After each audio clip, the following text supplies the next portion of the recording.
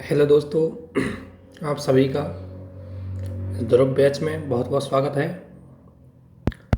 और उम्मीद है कि आपकी तैयारी अच्छी चल रही होगी।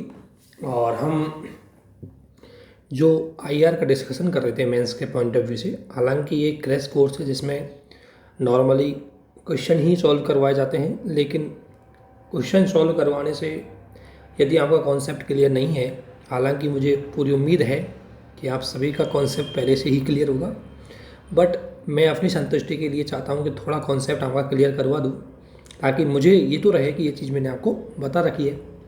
जब हम क्वेश्चन सॉल्व करेंगे तो उसमें वो चीज़ें अच्छे से हम काम लेंगे, उनको अप्लाई करेंगे। अभी आपको कॉन्सेप्ट समझना है, और जैसे ही ये चैप्टर अगला चैप्टर और ख़त्म होगा उसके बाद हम क्वेश्चन डिस्कशन करेंगे। फिर हम भारत पाकिस्तान के संबंध, भारत बांग्लादेश के संबंध और सार्क इनको देखेंगे, और नेम ये टॉपिक को देखेंगे, और कुछ हद तक थोड़े से यूएनओ की चीज़ों को देख लेंगे। ठीक है ना। तो अब उसी में आगे बढ़ते हुए अभी हमारा जो टॉपिक था उसमें विदेश नीति के निर्धारक जो तत्व है उनको देख रहे थे कि decided factor of Indian foreign policy क्या क्या है। इसमें अभी तक हमने इंटरनल फैक्टर देखे थे, या हम कह सकते हैं डोमेस्टिक फैक्टर, जिसमें हमने सारी चीज़ देखी कि ज्योग्राफी किस तरीके से किसी देश की विदेश नीति को प्रभावित करती है। ठीक है, इसी प्रकार हमने पॉलिटी किसी देश की हम कह सकते हैं कि इकोनॉमी किस तरीके से प्रभावित करती है, पॉपुलेशन किस तरीके से प्रभावित करती है।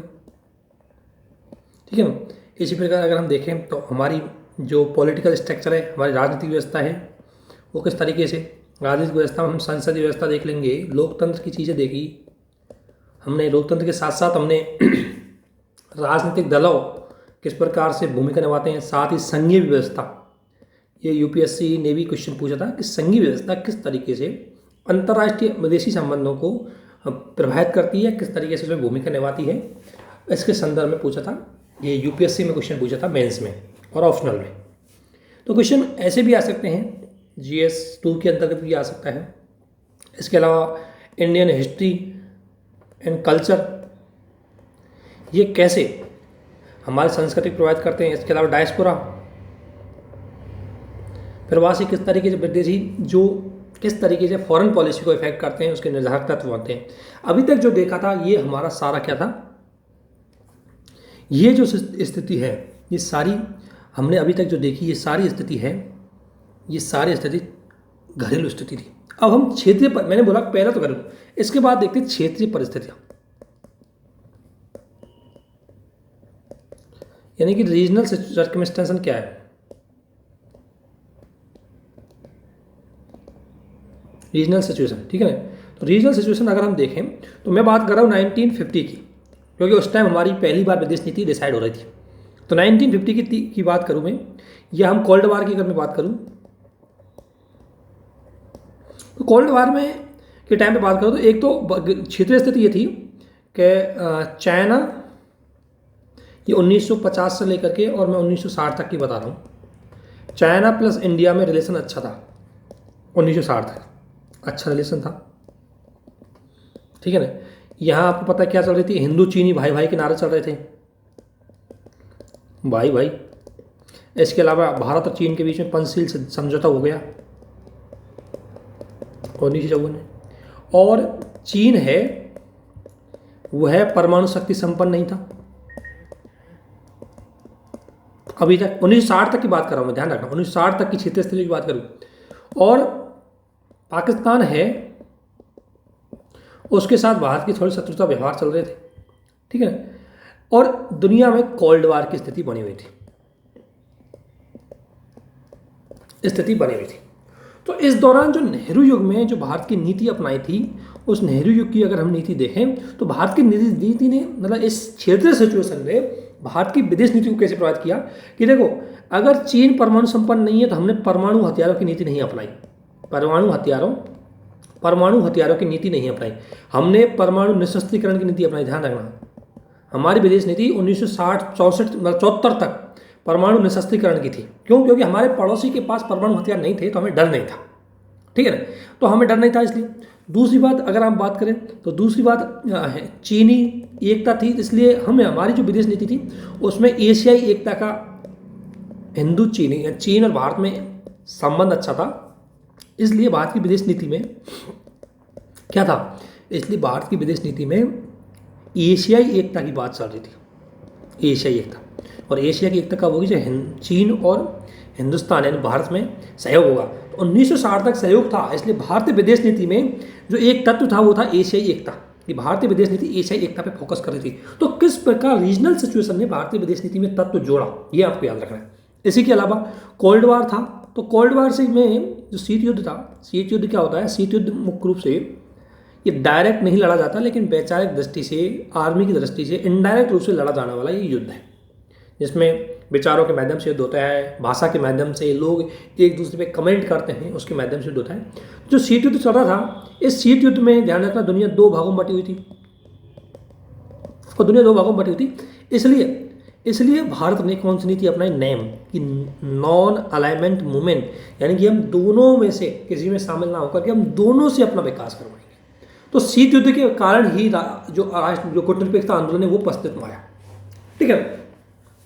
लेकिन ध्यान रखना, ये तो मैंने 60 तक की चीज़ बताई है, लेकिन इसके बाद 1960 के दशक के बाद, 1960 के दशक से लेकर के बाद 1991 के बाद कई परिस्थितियां बदली। 1960 के बाद अगर क्षेत्रीय परिस्थिति देखा तो चीन आक्रामक हो गया। चीन कैसा हो गया, आक्रामक। चीन ने जो पंचशील का समझौता किया था वो तोड़ दिया, और 1961 में चीन ने तिब्बत पर अटैक कर लिया, तिब्बत को अपने अंदर में निकाल दिया, ठीक है ना। चीन ने आक्रामक नीति अपनाई, अपनी विस्तारवादी नीति अपनाई। चीन ने कौन सी नीति अपनाई है, एक्सटेंडिंग वाली या एम्पेरियलिज्म पॉलिसी अपनाई चीन ने, ठीक है। एक तो 1960 के बाद भारत की सिचुएशन ये थी, फिर 1962 में चीन ने हम पे अटैक भी कर दिया। तो इससे एक बात समझ में आ गई कि भाई शांति से बैठेंगे तो हमें कोई भी धोखा दे, कोई भी हमें पीट के चला जाएगा। 1962 के युद्ध में चीन का अटैक भारतीय संप्रभुता को चुनौती थी। क्या थी, भारतीय संप्रभुता को चुनौती थी, और नेहरू जी के विश्वास को चुनौती थी। नेहरू जी का विश्वास था कि चीन कभी भारत पर अटैक नहीं करेगा, क्योंकि हिंदू और चीनी एकता का समर्थन है। लेकिन नेहरू जी इस बात को भूल चुके थे कि चीन के मन में कुछ और बात है, चीन अपना विस्तार करना चाहता है, ठीक है ना। तो इसलिए दूसरा हमको पता है कि 1965 में भारत पाक युद्ध हुआ, है ना, और 1965 के युद्ध में पाकिस्तान का समर्थन करा यूएसए ने। यूएसए अब पाकिस्तान के पक्ष में चला गया।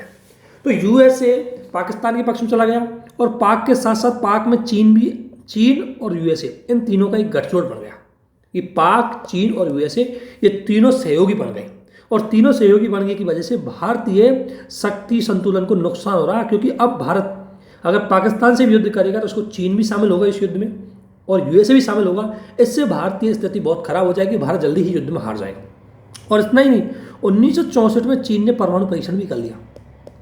जब 1964 में चीन ने परमाणु परीक्षण कर लिया, तो अब भारत अपनी नीति को बदलेगा। अब तक भारत की जो नीति रही थी 1960 तक, नेहरू जी के काल तक, 1964 तक, ये रही थी कि हम शांति की नीति अपनाएंगे, हम परमाणु हथियारों को नहीं बनाएंगे, हम परमाणु निरस्त्रीकरण की संधि उस पर हस्ताक्षर करेंगे। इसलिए नेहरू जी ने आंशिक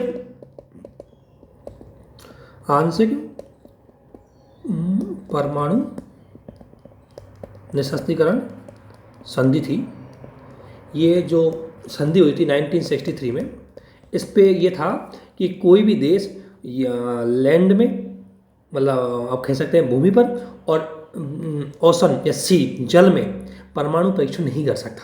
कहाँ नहीं कर सकता, एक तो भूमि पर, और एक जल में, और एक आकाश में। कोई भी देश परमाणु परीक्षण नहीं कर सकता। इस संधि का यह उद्देश्य था, और चूंकि भारत ने, नेहरू जी थे 1963 में, तो नेहरू जी ने इस संधि पर साइन कर दिया। अर्थात क्योंकि नेहरू जी ने भी स्थिति देखी कि 1963 तक हमें कोई परमाणु शक्ति से खतरा नहीं है, क्योंकि 1963 तक चीन के पास भी चीन ने भी परमाणु परीक्षण नहीं किया। लेकिन 1964 में जब चीन ने परमाणु परीक्षण कर दिया, तो अब भारत की सुरक्षा को एक खतरा हो गया। इसलिए ध्यान रखना, ये स्थितियाँ थी कि चीन की विस्तारवादी नीति हो गई, यूएसए पाकिस्तान चीन में गठजोड़ हो गया, और भारत पाकिस्तान के बाद निरंतर युद्ध हो रहे थे। तो इस स्थिति में हमारे मन में एक चीज़ आ गई कि हमें सामरिक शक्ति बढ़ाना है। और इन परिस्थितियों ने भारतीय विदेश नीति को किस तरीके से प्रभावित किया, भारतीय विदेश नीति में गुणात्मक परिवर्तन आया। गुणात्मक परिवर्तन यानी कि क्वालिटेटिव चेंजेस आए हमारी नीति में।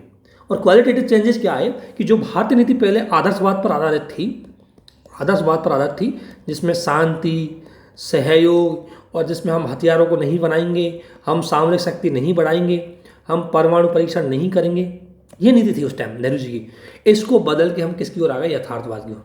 और यथार्थवाद में बोल दिया कि अब शक्ति को बढ़ाना ही पड़ेगा, शक्ति सर्वोच्चता की नीति अपनाई। और शक्ति सर्वोच्चता की नीति अपनाते हुए शक्ति संतुलन की नीति अपनाई, पावर बैलेंस। और पावर बैलेंस ध्यान रखना, ये इंडिया है और ये एक पलड़ा है, ये माप तोल का माप है।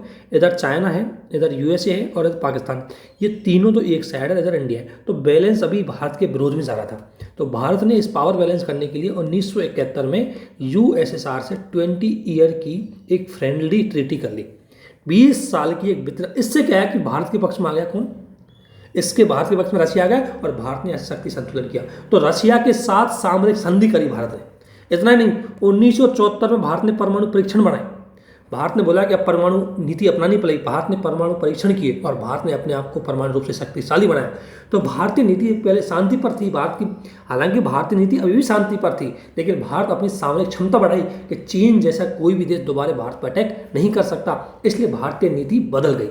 तो मैं ये बताना चाह रहा हूँ कि किस तरीके से क्षेत्रीय परिस्थितियाँ विदेश नीति को प्रभावित करती है। 1960 तक क्षेत्रीय परिस्थितियाँ भारत के अनुकूल थी, इसलिए भारतीय विदेश नीति शांति में थी, हथियारों पर ज़्यादा खर्च नहीं कर रहे थे हम। लेकिन 1960 के बाद जैसे ही पाकिस्तान का अटैक हुआ, जैसे चीन का अटैक हुआ, फिर 1971 में अटैक हुआ, फिर यूएसए हमारे विरोध में चला गया। यूएसए हमारा जब विरोध में चला गया तो हमें उस यूएसए को बैलेंस करने के लिए हमें रशिया के पास जाना पड़ा। तो फिर हम यूएसएसआर के गठजोड़ में आए और हमारी विदेश नीति में ये परिवर्तन हुई। ये बात हुई थी, ये क्षेत्रीय परिस्थिति कोल्ड वार के टाइम पर। लेकिन कोल्ड वार के बाद अगर 1991 के बाद देखें आज की स्थिति, ध्यान रखना 1991 तक हमारे 2000 तक हमारे संबंध यूएसए से बहुत खराब थे, पाकिस्तान से हमारे हमेशा ही खराब थे, और चाइना, ये तीनों एक गठजोड़ में थी। कब तक? 2000 तक, ठीक है ना। लेकिन 1991 के बाद 1991 के बाद स्थिति बदल गई। 1991 के बाद क्या हुआ कि 1991 के बाद आज के टाइम पर, मतलब मैं आज की स्थिति बता रहा हूँ, आज आपने देखा होगा कि क्षेत्रीय स्थिति क्या है। क्षेत्रीय स्थिति क्या है कि देखो, ये शब्द गलत लिखा हुआ है सर, यूएसए रूस नहीं, ये बोल सकते हैं हम चाइना रूस। वर्तमान समय में अगर देखोगे आप तो चाइना और रूस में गठजोड़ मजबूत हो रहे हैं। एक तो ये स्थिति वर्तमान है। आप देखोगे पाक प्लस चाइना और प्लस रशिया, इन तीनों में गठजोड़ मजबूत हो रहे हैं।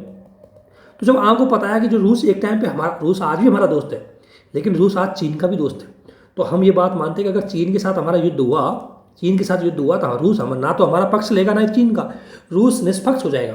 तो हम अकेले तो चीन से लड़ नहीं सकते। इसलिए भारत इन परिस्थितियों के देखते हुए ध्यान रखना, एक परिस्थिति ये होगी कि आज चाइना रूस का गठजोड़ बढ़ता जा रहा है, आज पाक चाइना रशिया का गठजोड़ बढ़ता जा रहा है। अगर हम बात करेंगे तो आज भी चाइना की नीति क्या है? आक्रामक है, विस्तारवादी है। और चाइना की नीति आज विस्तारवादी कैसे है, इसके उदाहरण आप दे सकते हो। कैसे देख सकते हो? एक तो दक्षिणी चीन सागर में चीन आक्रामक है, किसी भी विश्व के कानून को नहीं मानता, ठीक है। भारत के डोकलाम पर चीन आक्रामक हुआ, भारत के क्षेत्र में आकर के भारत में सेना, मतलब डोकलाम पर चीन के एक तरह से आक्रामक दृष्टिकोण था। अभी लद्दाख मामले पे देख सकते हो, चीन यहाँ भी एग्रेसिव है, ठीक है ना। चीन यहाँ भी भारतीय आर्मी पर दबाव बना रहा है। तो चीन का जो आक्रामक विस्तार है, यही भारत को बड़ा खतरा है, क्योंकि इससे भी भारतीय सुरक्षा को नुकसान हो सकता है, ठीक है। और उसके बाद एक चीज़ जाने ना, भारत में चीन में दोनों में आर्थिक रूप से आज कंपटीशन है, क्योंकि दोनों इमर्जिंग इकोनॉमी है और दोनों को क्या चाहिए? बाजार। और दोनों को बाजार एक तो मिल रहा है अफ्रीका में, तो अफ्रीका के बाजार को लेकर के भारत और चीन में कंपटीशन हो रहा है। इतना ही नहीं, एशिया के बाजार को लेकर के भारत और चीन में कंपटीशन हो रहा है। इन स्थितियों में ये सिचुएशन आज की बनी हुई है। और इतना ही नहीं, आज वर्तमान में एक चीज़ हो रही है, यूएसए, और ये तो खैर क्षेत्रीय स्थिति की देख रहे हैं। क्षेत्रीय स्थिति में आज देख सकते हैं चाइना रशिया में वो बढ़ता रहा है। इन परिस्थितियों की मद्देनजर अगर आपको पता है चाइना और रशिया में अगर गठजोड़ बढ़ता जा रहा है, तो भारत इसको बैलेंस करने के लिए किसके पास जाएगा? इसके बाद भारतीय नीति में क्या होगी? प्रैग्मेटिक पॉलिसी होगी। भारतीय नीति कैसी होगी? प्रैग्मेटिक। और प्रैग्मेटिक पॉलिसी मतलब है कि भारत आज यूएसए से भी संबंध बढ़ा रहा है और रशिया से भी, दोनों से अपने सामरिक संबंधों को मजबूत कर रहा है। आप देख सकते हो यूएसए के साथ हमने क्वाड में, यूएसए के साथ मालाबार सैन्य अभ्यास में, यूएसए के साथ हमने कॉम कासा किया है, यूएसए के साथ हमने बेका कर लिया। ये एग्रीमेंट है बेका कॉम कासा, ये सैन्य दृष्टि से, सामरिक दृष्टि से बहुत ही महत्वपूर्ण एग्रीमेंट है। तो इससे हम क्या कर रहे हैं कि यूएसए के हम भी यूएसए से संबंध है और सामरिक संबंध है उनको ज़्यादा मजबूत कर रहे हैं। और उसका कारण यह है कि हम ये रूस और चाइना का जो गठजोड़ है इसको थोड़ा बैलेंस कर सकें। सपोज करो अगर भारत और चीन में युद्ध हुआ तो ये बात तो आप भली भांति जानते हैं कि भारत चीन के सामने सैन्य दृष्टि से, आर्थिक दृष्टि से बहुत कमजोर है। ये सच्चाई है, ठीक है ना। सैन्य दृष्टि से, आर्थिक दृष्टि से हम चीन का संतुलन नहीं कर सकते। तो अगर मान लो भारत चीन में युद्ध भी होता है तो भारत को बड़ा नुकसान होगा इस युद्ध में। तो इसलिए भारत चीन को बैलेंस करने के लिए अब रसिया के पास तो नहीं जा सकता, क्योंकि रसिया इस युद्ध में, अगर भारत चीन के बीच में युद्ध हुआ तो रसिया इस युद्ध में न्यूट्रल रहेगा। क्यों रहेगा? क्योंकि उसका दोस्त चीन भी है, उसका दोस्त भारत भी है। ऐसी स्थिति में रसिया चाह करके भी किसी का पक्ष नहीं ले पाएगा, ठीक है ना। तो फिर अगर युद्ध हुआ तो हमें किसका पक्ष लेना पड़ेगा? तो इसलिए इंडिया ने अपनी पावर को बैलेंस करने के लिए किसके पास चला गया? यूएसए के पास। यूएसए से आज हमारे संबंध बहुत मजबूत है। तो मैं ये कह रहा हूँ कि इस प्रकार अंतर्राष्ट्रीय राजनीति में जैसे ही परिस्थितियाँ बदलती है दोस्त और मित्र भी बदल जाते हैं। शीत युद्ध के टाइम पर यूएसए हमारा शत्रु था, जिससे हमारे संबंध बहुत खराब थे, और आज के टाइम पर ही हमारा सबसे अच्छा दोस्त की श्रेणी में आ रहा है। सामरिक संबंध इससे मजबूत है। तो अंतर्राष्ट्रीय राजनीति में मॉर्गनथाम ने यही बात बोली, यथार्थवादी इसी बात को मानते हैं कि अंतर्राष्ट्रीय राजनीति में कोई स्थायी शत्रु भी नहीं होता, मित्र भी नहीं होता, वो समय और परिस्थिति के आधार पर बदल जाते हैं। तो ये देखो शीत युद्ध के बाद ये स्थिति बदल रही है। और इसलिए भारतीय विदेश नीति क्या हो गई? अब भारत ने ध्यान रखना अपनी आर्थिक स्थिति को ज़्यादा मजबूत कर रहा है ताकि चीन का कंपटीशन कर सके। भारत अपने संबंधों को विविधतापूर्ण कर रहा है। शीत युद्ध के टाइम की अगर मैं बात करूँ, शीत युद्ध में भारत के संबंध ज़्यादातर रसिया और उसके समर्थन देशों से थे। लेकिन अब भारत अपने संबंधों को एशिया में, अफ्रीका में, दक्षिणी अमेरिका में, पश्चिमी एशिया में, मध्य एशिया में, साउथ ईस्ट एशिया में, यूरोप में, उत्तरी अमेरिका में, जापान, साउथ कोरिया, हर देश से हम संबंधों को मजबूत कर रहे हैं, ज़्यादा से ज़्यादा विविधतापूर्ण संबंधों को बढ़ा रहे हैं। तो ये हमारी नीति कौन सी हुई? संबंधों को विविधतापूर्ण नीति। इंडिया और यूएसए में सामरिक मजबूती बढ़ रही है। तो मैं ये कह रहा हूँ कि इस प्रकार क्षेत्रीय नीति विदेश नीति को डिसाइड करती है। तो ये एग्जाम्पल आप दे सकते हो। देखो, जब भी ये क्वेश्चन आया तो क्या करना है कि पहले क्षेत्रीय सिचुएशन बतानी है और क्षेत्रीय सिचुएशन के अकॉर्डिंग भारतीय विदेश नीति को अपनाना है। यही आंसर होता है इसका। इसी प्रकार अगर वर्तमान में और देखें, ये तो कोल्ड वार से लेकर 90 से लेकर के 2010 तक की बात बताई मैंने ऊपर। अब वर्तमान हाल फिलहाल की देखें तो देखो, चीन पूरी तरह एग्रेसिव है। चीन एग्रेसिव है, दक्षिणी चीन सागर में चीन एग्रेसिव है। ओवर प्रोजेक्ट चीन का पूरी भारत को घेर रहा है। दूसरी बात, इन दोनों में संबंध मजबूत हो रहे हैं, तीनों में। तो अब हम पाकिस्तान पे वो आक्रमण करेंगे तब भी रशिया हमारा पक्ष नहीं ले पाएगा। हम चीन पे भी अटैक होगा हमारा, तब भी रशिया हमारा पक्ष नहीं लेगा। तो हमारा पक्ष लेगा कौन? हम इसलिए यूएसए के पास गए। इसलिए भारत की विदेश नीति में इसलिए बोला जाता है कि चीन का आक्रामक रूप होना और चीन और रूस का गठजोड़ होना भारत और यूएसए के संबंधों को मजबूत करता है, क्योंकि इसमें यूएसए का भी हित जुड़ा है। क्योंकि यूएसए को देखो, यूएसए और चीन में कंपटीशन चल रहा है। तो अगर चाइना रूस एक हो जाते हैं तो यूएसए को दिक्कत आती है। इसलिए चाइना और रूस के बढ़ते प्रभाव को रोकने के लिए यूएसए किसके पास आएगा? इंडिया के पास। इन दोनों ने शक्ति संतुलन करेंगे। इसी प्रकार अफगानिस्तान में तालिबान का शासन है तो हमारी क्षेत्रीय सुरक्षा को दिक्कत है, ठीक है ना। अफगानिस्तान में हमने बड़ी मात्रा में निवेश कर रखा है, ठीक है। उसके बाद यूक्रेन संकट चल रहा है हाल फिलहाल। आप यूक्रेन सिचुएशन भयानक चल रही है, आप देख रहे होंगे, डेली का युद्ध चल रहा है। कोविड-19 की सिचुएशन, ये सिचुएशन वर्तमान बनी है। इतना ही नहीं, म्यांमार में हाल फिलहाल आर्मी शासन है, श्रीलंका में इकोनॉमिक कंडीशन खराब है। तो जब भी आप कोई क्वेश्चन को बताओ तो थोड़ी ये करंट की सिचुएशन, ये करंट की सीनरी को बताओ स्टार्टिंग में। तो ये वर्तमान क्षेत्रीय परिस्थिति होगी। अब आपको बताना है कि किस तरीके से भारत को नीति अपनानी है, तो नीति बता देना इसके बाद। और भारत की अभी जो विदेश नीति है वो किस तरह की है, इन परिस्थितियों के अनुकूल भारत की विदेश नीति किस तरह की देखना। तो भारत की विदेश नीति अगर हम देखें तो देखो, भारत की विदेश नीति वर्तमान समय में प्रोएक्टिव है। कैसी है? प्रोएक्टिव का मतलब है कि पहले हमारी नीति क्या थी कि पहले कोई देश हमें निमंत्रण देता था ना, तब हम उसकी यात्रा करते थे। या कोई देश का जो नागरिक, कोई देश का राष्ट्राध्यक्ष पहले हमारे यहाँ आएगा तब हम उसकी जाके यात्रा करेंगे। तो ये क्या प्रोएक्टिव नहीं थी। अब कोई देश की आपसे ज़रूरत नहीं पड़ेगी, आपके पास क्यों आएगा। और आपको यदि महाशक्ति बनना है, अगर किसी भी देश को सुपर पावर बनना है तो उसका हर देश के साथ संबंध अच्छे होने चाहिए।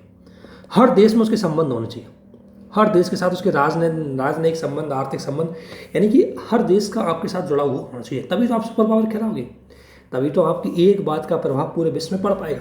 अगर आप किसी देश से जुड़ोगे नहीं, किसी देश के साथ संबंध बढ़ाओगे नहीं, तो आपका प्रभाव वहाँ कैसे पड़ेगा। तो इसलिए भारत इस बात को भली भांति समझ गया, इसलिए भारत अब प्रोएक्टिव नीति अपना रहा है। प्रोएक्टिव नीति के अंतर्गत भारत देख रहा है, आप देख रहे हो अफ्रीका में, अफ्रीका के छोटे छोटे देशों में ही हमारे बड़े बड़े राष्ट्राध्यक्ष मिलने जा रहे हैं। अफ्रीका के देशों में, जैसे अफ्रीका के साथ रामनाथ कोविंद, हमारे राष्ट्रपति रामनाथ कोविंद ने अफ्रीका के छोटे छोटे देश युगांडा, रवांडा, इनका दौरा किया, जहाँ कोई नहीं जाता हम गए। क्योंकि युगांडा रवांडा में जाकर के, क्योंकि ये भी तो अफ्रीका के देश है, आज नहीं तो भविष्य में इनका बहुत महत्व होता जाएगा और इनके साथ हमारे संबंध बढ़ेंगे तो अफ्रीका के साथ हमारे संबंध बढ़ेंगे। तो हम आगे से जा रहे हैं यात्रा करवा, हम आगे से यात्रा कर रहे हैं, प्रोएक्टिव पॉलिसी अपना रहे हैं। इसी प्रकार राजनाथ सिंह, हमारे जो रक्षा मंत्री है, उसने सोमालिया का दौरा किया। सोमालिया अफ्रीका का देश है और सोमालिया सामरिक दृष्टि से बहुत महत्वपूर्ण है। सामरिक दृष्टि से क्यों? क्योंकि अगर आप पक्षियाँ देखा होगा तो सोमालिया ये हिंद महासागर की बॉर्डर लगाता है और हिंद महासागर का ये क्षेत्र है भारत का, मतलब अफ्रीका का, यहाँ पर समुद्री डाकू चलते हैं। जो समुद्री डाकू है वो बड़ी दिक्कत है यहाँ, तो उनसे सुरक्षा करने के लिए हमें सोमालिया के साथ संबंध अच्छे बनाने हैं। तो चूंकि भारत का प्रभाव यहाँ पर भी है, इसलिए सोमालिया में हमने यात्रा करके हमारे संबंधों को मजबूत किया। इसी प्रकार एक्ट ईस्ट पॉलिसी,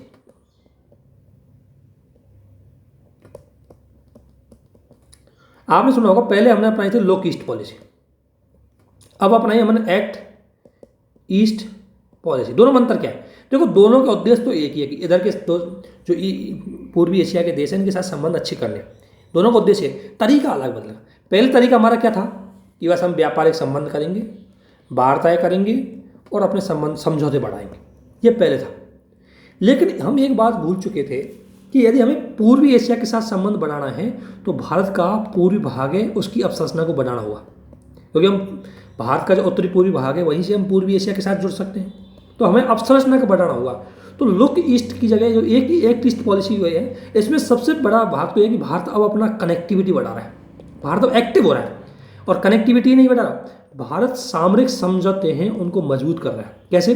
कि पहले भारत केवल युद्ध अभ्यास करता था, अब भारत वियतनाम इन देशों को हथियार भी प्रोवाइड करवा रहा है, इनको हथियार दे रहा है। हथियार देना बड़ा स्ट्रेटजिक रूप से बहुत इंपॉर्टेंट फैक्टर होता है, हम इनको हथियार दे रहे हैं। क्योंकि ध्यान रखना, जिस प्रकार पाकिस्तान को यूज करता है चाइना हमारे विरोध में, चाइना पाकिस्तान को भड़का करके हमें डिस्टर्ब करना चाहता है, उसी प्रकार वियतनाम भी हमारे लिए इंपॉर्टेंट है। हम वियतनाम को आगे बढ़ा करके हम चाइना को डिस्टर्ब कर सकते हैं। तो चाइना को संतुलन करने के लिए वियतनाम बहुत इंपॉर्टेंट है, इसलिए हम वियतनाम को हथियार तक ब्रह्मोस मिसाइल दे दी हमने वियतनाम को। ये हमारी क्या प्रोएक्टिव है। पहले हम बैठे रहते थे चुपचाप कि कोई आगे से करेगा तब करेंगे, अब हम आगे से दे रहे हैं, आजा भाई मिसाइल लेके चले जाओ, आजा भाई हम आपके देश में यात्रा करने आ रहे हैं। इसे बोलते हैं प्रोएक्टिव। और ये अगर आपको ज़्यादा से ज़्यादा देशों के साथ संबंध मजबूत बनाने, अगर आपको सुपर पावर बनना है, अगर आपको इस चाइना के एग्रेसिव जो रुख है इसको रोकना है, तो आपको इतनी एक्टिविटी तो दिखानी ही पड़ेगी। इतना ही नहीं, भारत यूरोप के साथ अपने संबंधों को मजबूत करा रहा है ताकि फ्री ट्रेड एग्रीमेंट बढ़े। तो ये जो भारत की जो नीति है ये प्रोएक्टिव पॉलिसी है ना। इसके अलावा भारत की एक नीति आ गई प्रैग्मैटिक, और प्रैग्मैटिक पॉलिसी मैंने आपको बताया था कि प्रैग्मैटिक पॉलिसी में आदर्शवाद भी चलता है तो यथार्थवाद भी चलता है। और हुआ क्या था कि भारत पहले ये हो रहा था कि भारत पहले आपको पता है कि आपने फिलिस्तीन का ऐसे सुना होगा, फिलिस्तीन और इजराइल, इनमें आपने देखा होगा द्वितीय विश्व युद्ध के बाद से ही इन दोनों में लड़ाइयाँ चल रही है। अभी तक फिलिस्तीन है, उसका अपना कोई राज्य नहीं है, लेकिन वहाँ पर कुछ समूह है। फिलिस्तीन आपको पता है इस्लामी समाज वाला है और ये है यहूदी, ठीक है। इजराइल का समर्थन हमेशा यूएसए ने किया है और इनका सारे इस्लामिक कंट्री कर रहे थे, ठीक है। वो क्या रहा था कि 1990 तक भारत ने इसका समर्थन किया, इसलिए इजराइल से हमने कभी संबंध नहीं बढ़ाए, इजराइल से हमने कभी संबंध नहीं पाए, क्योंकि हमें डर था कहीं ये देश हमसे नुकसान, ये फिलिस्तीन की वजह से जो अरब कंट्री है ये हमसे नाराज़ ना हो जाए, क्योंकि अरब कंट्री सारे फिलिस्तीन का समर्थन करते थे। तो यहाँ तक हम डरपोक की पॉलिसी में थे, एक तरह से कह सकते हैं, या हम एक तरह से डिफेंस मोड में थे। लेकिन भारत ने सोचा कि ऐसे काम नहीं चलेगा, क्योंकि हमारे लिए इजराइल बहुत इंपॉर्टेंट है। इजराइल आपको पता है तकनीकी दृष्टि से, रक्षा की दृष्टि से और एग्रीकल्चर के प्रोडक्टों के लिए, एग्रीकल्चर टेक्नोलॉजी के लिए बहुत इंपॉर्टेंट है। तो हम फिलिस्तीन के चक्कर में इजराइल से संबंध क्यों ना बढ़े, और इसलिए भारत ने अपनी जो पॉलिसी है उसको प्रैग्मेटिक कन्वर्ट दिया, और प्रैग्मेटिक बोला कि हमारे लिए फिलिस्तीन भी इंपॉर्टेंट है तो हमारे लिए इजराइल भी इंपॉर्टेंट है, हम फिलिस्तीन के साथ साथ हम इजराइल के साथ संबंध बनाएंगे, और भारत और इजराइल में आज मजबूत संबंध है, ठीक है। इसी प्रकार ईरान के मामले पर और रशिया के मामले पर यूएसए क्या कहता है, यूएसए के मानना है कि जो मेरा दोस्त होता है वो इनके साथ संबंध नहीं बनाएगा, ईरान के साथ और रशिया के साथ संबंध नहीं बनाएगा। इंडिया ने बोला कि देखो, इसलिए ध्यान रखना, S-400 जो मिसाइल है उसको देने में, जब S-400 हम रशिया से खरीद रहे थे तो यूएसए ने चिंता भी व्यक्त की थी कि भाई इसको मत खरीदो, लेकिन भारत ने बोला कि हम किसी के पिछलग्गू नहीं हैं, हम किसी के फॉलोअप नहीं हैं, हम स्वायत्त एवं सामरिक हैं। इसलिए चूंकि ईरान हमारे लिए सामरिक संबंधों के लिए बहुत इंपॉर्टेंट है, क्योंकि ईरान के माध्यम से हम पश्चिमी एशिया और मध्य एशिया में एंट्री कर पाएंगे, तो ईरान हमारे लिए इंपॉर्टेंट है, इसलिए हम ईरान से भी संबंध बनाएंगे। और रशिया तो मेरा प्राचीन दोस्त, पुराना दोस्त है ही है, मैं रशिया से भी संबंध बनाऊंगा और आपसे भी संबंध बनाऊंगा। इसी पॉलिसी को बोलते हैं प्रैग्मेटिक पॉलिसी, अर्थात जिसके साथ आपका नेशनल इंटरेस्ट जुड़ा हुआ है उसी के साथ अपने संबंधों को बढ़ाओ, that is known as the pragmatic policy. ठीक है ना। तो इस अब भारत कौन सी नीति अपना रहा है, प्रैग्मेटिक पॉलिसी अपना। इतना ही नहीं, अफ्रीका, भारत से अब भारत अपने देखो, भारत प्रोएक्टिव पॉलिसी में क्या कर रहा है, भारत प्रोएक्टिव पॉलिसी में अफ्रीका जो श्रीलंका है, अब श्रीलंका में आपने सुना होगा बहुत खराब स्थिति चल रही है किसकी, इकोनॉमी की, और इकोनॉमी की खराब स्थिति चलने के लिए श्रीलंका ऋण जाल में फंसा हुआ है, और ऋण जाल में ऋण किसने दे रखा है, चाइना को, और चाइना ने अगर इसको ऋण दे रखा है तो चाइना का श्रीलंका में क्या है, प्रभाव ज़्यादा है, चाइना का श्रीलंका में प्रभाव ज़्यादा है। तो यदि भारत अब श्रीलंका को फाइनेंशियल सपोर्ट करेगा तो चाइना का प्रभाव श्रीलंका में कम हो जाएगा, इसलिए भारत ने इसको कह दिया फाइनेंशियल सपोर्ट दिया ताकि श्रीलंका में चाइना का प्रभाव कम हो और हम चीन को क्या कर सके, बैलेंस कर सके। इस पॉलिसी को बोलते हैं प्रैग्मेटिक पॉलिसी, प्रोएक्टिव पॉलिसी। तो कीवर्ड यूज करना कि भारत अब प्रोएक्टिव पॉलिसी अपना रहा है, एग्जाम्पल 2 दे देना, प्रैग्मेटिक 2 एग्जाम्पल दे देना। यही एक अच्छा आंसर लिखने का तरीका होगा। आपको हमेशा आंसर बोलते हैं विश्लेषण कैसे होता है, पहले आप सिचुएशन बताओ कि ऐसी सिचुएशन बनी हुई है, चाहे 2 देशों के बीच संबंधों को बता दो, चाहे 2 देशों, चाहे रीजनल पावर के जो रीजनल स्ट्रक्चर है उसको बता दो। तो ये रीजनल पावर की वजह से किस प्रकार से हमारे संबंध है वो चल रहे हैं। अभी तक तो देखा हमने रीजनल मतलब एशिया की स्थिति, लेकिन इसके अलावा विदेश नीति को प्रभावित करने में ग्लोबल सिचुएशन भी डिपेंड करती है, ग्लोबल सिचुएशन। और अगर देखें तो देख सकते हैं 1991 तक दुनिया किसमें थी, कोल्ड वार में, और कोल्ड वार की वजह से भारतीय विदेश नीति का आधार क्या बना, गुटनिरपेक्षता। और गुटनिरपेक्षता के अंतर्गत भारत ने यह माना था कि हम इंडिपेंडेंट रूप से हमारे स्ट्रेटजिक पॉलिसी को अपनाएंगे। इसको बोलते हैं सामरिक स्वायत्ता नीति, इंग्लिश में इसको बोलेंगे strategic autonomous policy, strategic autonomous policy. क्योंकि कोल्ड वार में यदि आपने देखा होगा, कोल्ड वार के टाइम पर तो 2 ध्रुव थे, एक तो यूएसए की लीडरशिप कर रहा था एक को, और एक यूएसएसआर। इसमें क्या है कि यूएसए ग्रुप में अगर कोई शामिल हो जाएगा तो वो केवल फॉलोअप हो जाएगा, फॉलोअप मतलब वो केवल फॉलो करेगा, फॉलोअर हो जाएगा, और फॉलोअर करने वाला अपनी स्वायत्ता से कोई डिसीजन नहीं ले पाएगा। जैसे इसमें देख सकते हैं आप यूरोपियन देश, नाटो जो देश है वो सारे, या जापान आज अमेरिका कहता है वही बात करता है, अमेरिका ने किसी भी प्रतिबंध लगाया तो जापानी प्रतिबंध लगाएगा, मतलब ये पिछलक को बोलते हैं इनको। और अगर कोई यूएसएसआर के समर्थन है तो यूएसएसआर की स्थिति करेंगे। भारत ने बोला हम दोनों स्थिति नहीं अपनाएंगे, देखो ठीक है ना, हम दोनों से अच्छे संबंध बनाएंगे और विदेश नीति है हम हमारे हिसाब से चलाएंगे, किसी के फॉलोअर नहीं बनेंगे, ठीक है ना। इसके बाद जब 1991 की बात हुई तो आपको पता है दुनिया में लिबरलाइजेशन फैल रहा था, ठीक है ना, ग्लोबलाइजेशन बढ़ रहा था। तो ऐसी स्थिति, और भारत ने ऐसी स्थिति में हमें आर्थिक कूटनीति को बढ़ावा देना था, तो आर्थिक कूटनीति बढ़ावा देने की वजह से हमने कई क्षेत्रीय संगठनों के साथ संबंध मजबूत किए, RCEP, आसियान और WTO के युग में भारत अपने आर्थिक संबंधों को मजबूत कर रहा है। जैसे हम अफ्रीका के साथ व्यापार कर रहे हैं, दक्षिण अमेरिका के साथ भी व्यापार कर रहे हैं, मध्य एशिया के साथ भी अपने संबंधों को मजबूत कर रहे हैं, USA, कोरिया, इनके साथ भी हमारे संबंधों को विविधता ला रहे हैं। ज़्यादा से ज़्यादा देशों के साथ हम व्यापारिक आर्थिक संबंध मजबूत कर रहे हैं, देखो, क्योंकि वर्तमान जो ग्लोबल ऑर्डर है उसका पूरा फायदा उठाने के लिए। ध्यान रखना, ये एक चीज़ अच्छी लगी है, मैंने एक स्टेटमेंट लिखा है, एक मैंने सर्जन बैच में एक क्वेश्चन देखा था कि भारत रूस के बीच में जो संबंध है वो वर्तमान स्थिति में थोड़े बदल रहे हैं। तो थोड़े बदल रहे का मतलब है कि भारत और रूस के संबंध बड़े यथार्थवाद पर आधारित है, यथार्थवाद मतलब राष्ट्रीयता पर आधारित है, ठीक है। तो देखो, जहां भारत, क्योंकि पहले भारत ने रक्षा उपकरण कहाँ से खरीदता था, यूएसएसआर से, लगभग आज भी पहले लगभग 90% खरीदता था, आज लगभग 60% आ गया।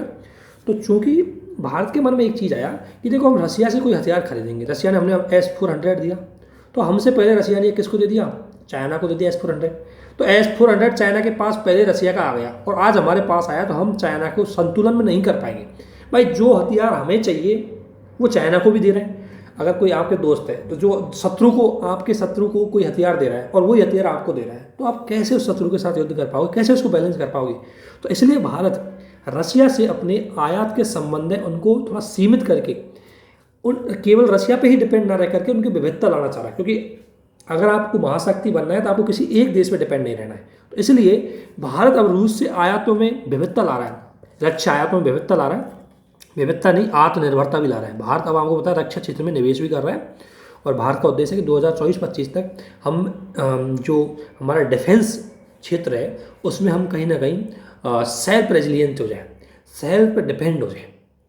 और इसलिए भारत न केवल अपने आत्मनिर्भर कर रहा है बल्कि अपने संबंधों को, अब भारत USA से भी हथियार खरीदता है, इसराइल से भी खरीदता है और फ्रांस से भी खरीदता है। इसका रीज़न क्या है कि अब भारत अपने रक्षा के क्षेत्र में जो भारत की नीति रही उसको अब क्या करना है, भारत बदल रहा है, वो किसी एक पे डिपेंडेंस नहीं कर रहा, ठीक है। वहीं दूसरी ओर रसिया को क्या हुआ था कि रसिया ने सोचा कि यार पहले मेरे हथियार भारत खरीदता था, क्योंकि रसिया का जो इकोनॉमी है वो हथियारों को बेचने पर निर्भर है, वो हथियारों का एक्सपोर्टर करता है और हथियारों का एक्सपोर्ट करने से ही रसिया की इकोनॉमी या GDP में ग्रोथ होती है। अब रसिया यहाँ एक्सपोर्टर था, लेकिन रसिया ने सोचा यार भारत मेरे हथियार कम खरीद रहा है तो मुझे मार्केट कम मिल रहा है, इसलिए रसिया ने अपने मार्केट को बढ़ाने के लिए चाइना और पाकिस्तान के साथ संबंध मजबूत कर लिए कि पाकिस्तान से बोला, क्योंकि पाकिस्तान तो दुनिया में अच्छे खासे हथियार खरीदता है, तो रसिया ने सोचा कि बढ़िया मार्केट है यहीं हथियार बेच दूँ। इसलिए रसिया और पाकिस्तान और चाइना की गठजोड़ बढ़ते चले गए, ध्यान रखना। तो हर किसी का अपना हित है, अरे रसिया भी तो अपना हित सोच रहा है कि भाई मुझे हथियार बेचना है, मेरे हथियार अगर भारत ने खरीदना कम कर दिया तो मैं पाकिस्तान को बेचूंगा, मैं चाइना को बेचूंगा। ठीक इसी प्रकार भारत भी अपने नेशनल इंटरेस्ट को देख रहा है कि मैं अगर मैं रसिया पे डिपेंड रहा, किसी दिन रसिया चाइना के पक्ष में चला गया तो मैं क्या करूँगा, इसलिए मैं रसिया पे डिपेंड नहीं रह करके पूरी तरह मैं जापान से मैं अमेरिका से भी खरीदूँ, इसराइल से भी खरीदूँ और फ्रांस से भी खरीदूँ। यही अंतर्राष्ट्रीय राजनीति में यथार्थवादी नीति कहलाती है। इसलिए यथार्थवादियों की बात एकदम फिट बैठती है कि अंतर्राष्ट्रीय राजनीति केवल और केवल राष्ट्रीय संबंधों पर आधारित होती है, केवल और केवल नेशनल इंटरेस्ट पर आधारित होती है। अगर नेशनल इंटरेस्ट पूरे हो जाए तो आदमी कुछ भी कर सकता है। जैसे एक कहावत है हिंदी में, अगर आपने सुनी होगी, कि जरूरत पड़े तो आदमी गधे को भी मामा बना ले, ठीक है ना। जरूरत पड़ने पर आदमी गधे को मामा बना ले, ठीक उसी प्रकार अंतर्राष्ट्रीय संबंध होता है। अगर जरूरत पड़ी तो हमें किसी चीज देश से भी संबंध बना सकते हैं, अगर हमें राष्ट्रीय हित पूरे हो रहे हैं तो इस तरीके से वर्तमान नीति इस तरीके से बनी हुई है। तो ये जो अगर हमने देखा है तो ये हमारे विदेश नीति को प्रभावित करने वाले वैश्विक कारक प्रेजेंट तक की सिचुएशन मैंने आपको बता दी, ठीक है ना।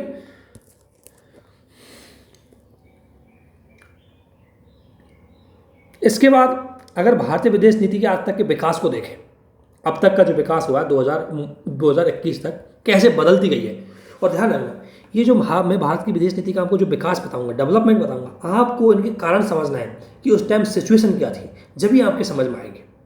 तो देखो अगर बात करूँ मैं, तो जो हमारी विदेश नीति का अगर हम विचार करें तो भारतीय विदेश नीति है वो नेहरू जी के टाइम पर, अगर सबसे पहले हमारी विदेश नीति को निर्धारित करने वाला जो नेता था वो नेहरू जी थे।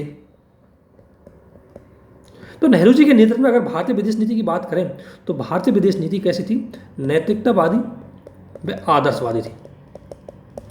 और देखो हर नीति का कारण समझना कि ऐसी नीति हमने अपनाई तो हमारी क्या ज़रूरत थी, क्या सिचुएशन थी और ये कितनी हमारे लिए फ़ायदेमंद रही। तो अगर हम इसी चीज़ में इसी में देख लेते हैं, मैं इसी में अलग से कोई लिखने की जरूरत नहीं, इसी में देख लेते हैं। देखो जैसे अगर हम भारतीय विदेश नीति के विकास की बात देखें तो भारतीय विदेश नीति का विकास अगर नेहरू जी के टाइम पर देखें 1950 से लेकर लगभग 1964 तक देखें, ठीक है, नेहरू जी के नेतृत्व में अगर हम भारतीय विदेश नीति का देखें तो नेहरू हमारी विदेश नीति किस पर आधारित थी, नैतिकता और आदर्शवादी थी।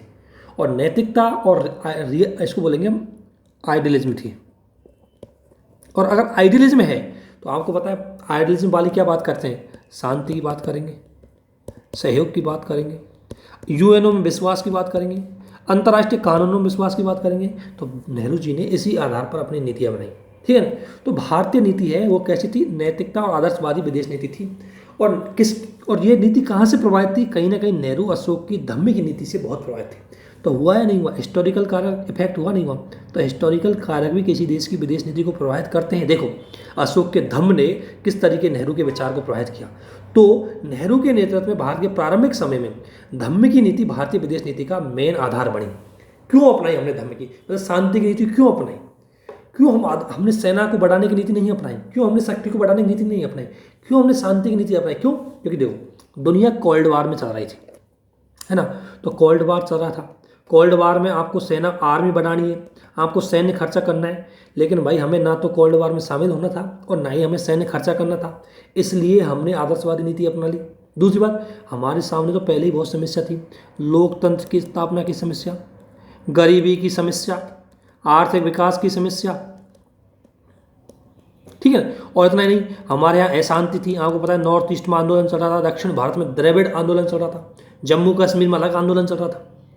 इतनी परिस्थितियों में हमारी समस्या थी कि हम राष्ट्र का ही निर्माण कैसे, अरे बाहर तो तब सोचेंगे पहले घर की स्थिति सुधर जाए।